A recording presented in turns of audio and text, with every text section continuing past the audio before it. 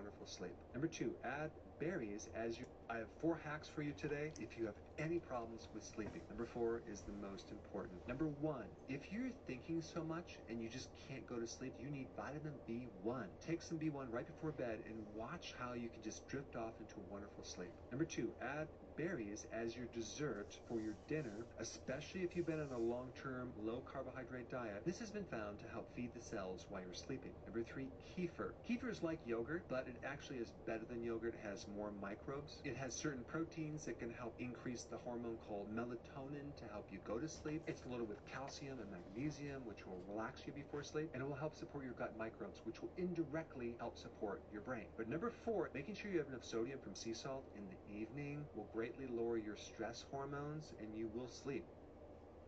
I have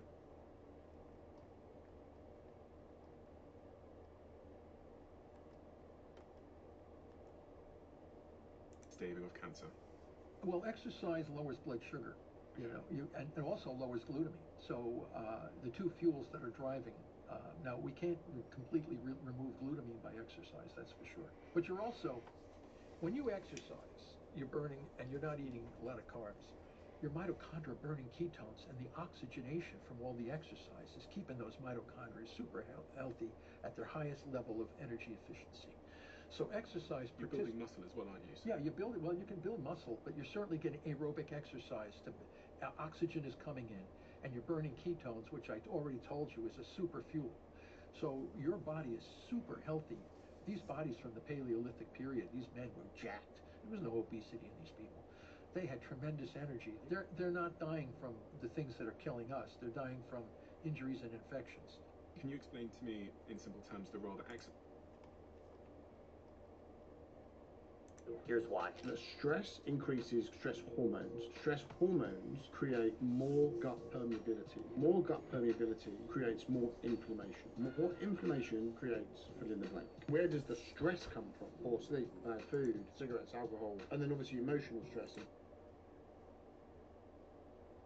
Here's why. The stress increases stress hormones. Stress hormones create more gut permeability. More gut permeability creates more inflammation. More inflammation creates fill in the blank. Where does the stress come from? Poor sleep, bad food, cigarettes, alcohol, and then obviously emotional stress and financial stress, Instagram stress, whatever it is. And the other thing about that is it will build up over time. So the stuff that you were okay with in your teens and 20s, that's definitely having an effect on things. All that kind of stuff starts layering on, and then you get to your mid-30s and someone says, well, you've got the beginning of heart disease here. I would say it's probably the biggest issue that isn't spoken. Too much stress can literally kill you.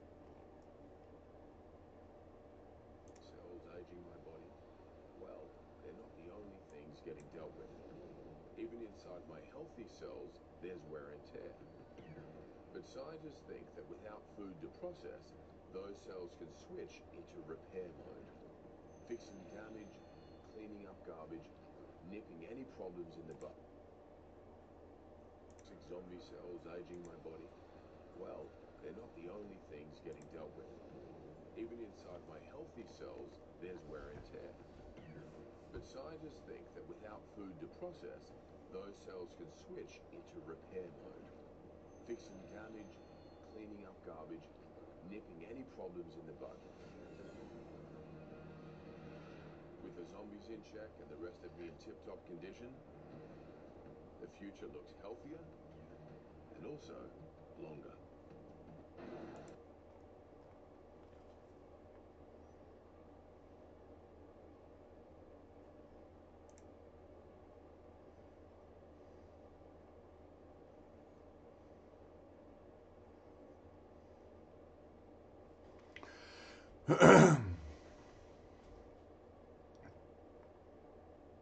Long tens of thousands of years in our origin, we were always in ketosis because we had very few carbohydrates in the environment.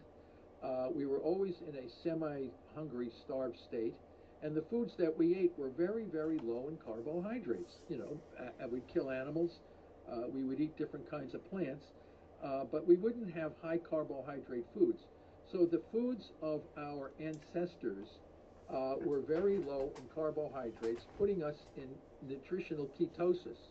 And that's why cancer in Aboriginal folks that still are on the planet, cancer is almost unknown, unheard of, in these Aboriginal tribes of people who live according to their traditional ways, which was no high carbohydrate foods, a lot of exercise, your mitochondria are maintained in a super energy state, and cancer does not exist. Is the ability to get energy, ATP, without oxygen. And all of these cancer cells, whether it's a the ability to get energy, ATP, without oxygen. And all of these cancer cells, whether it's a glioblastoma or lung cancer, colon cancer, breast cancer, bladder cancer, they're all using a very similar common mechanism: energy without oxygen, fermentation. So you say, what can they ferment? And we and others have shown it is the sugar glucose and the amino acid glutamine. So if you want to kill cancer cells, you must deprive them of their fermentable fuels.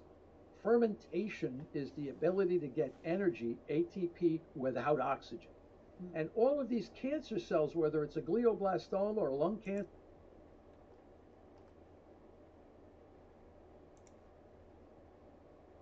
the problem with cancer, not the nucleus. The mitochondria, it's a mitochondrial metabolic disease. And once you realize that, we're going to drop these death rates massively in a number of years, for sure. So if we take two paths then, if we realise that the mitochondria is the centre of the dysfunction and ultimately disease in the cell, if we go down that path, what impact do you think that will have on the cancer statistics over the coming years? It'll drop it massively. I'm not going to say we'll get rid of cancer completely, but here's the thing. We may never get rid of it, but we can learn to live with it and keep it at bay. If we know that it can't survive without these two fuels, and you can do a diet and lifestyle that can restrict the availability of those two fuels and keep your mitochondria as healthy as you possibly can. What if we don't go down that path? What do you think? Then you're going to be right. 1 out of 2 people are going to be having cancer. Your statistics are going to be absolutely correct. The mitochondria is the center of the problem with cancer, not the nucleus. The mitochondria, it's a mitochondrial metabolic disease. And once you realize that, we're going to drop these death rates massively in a very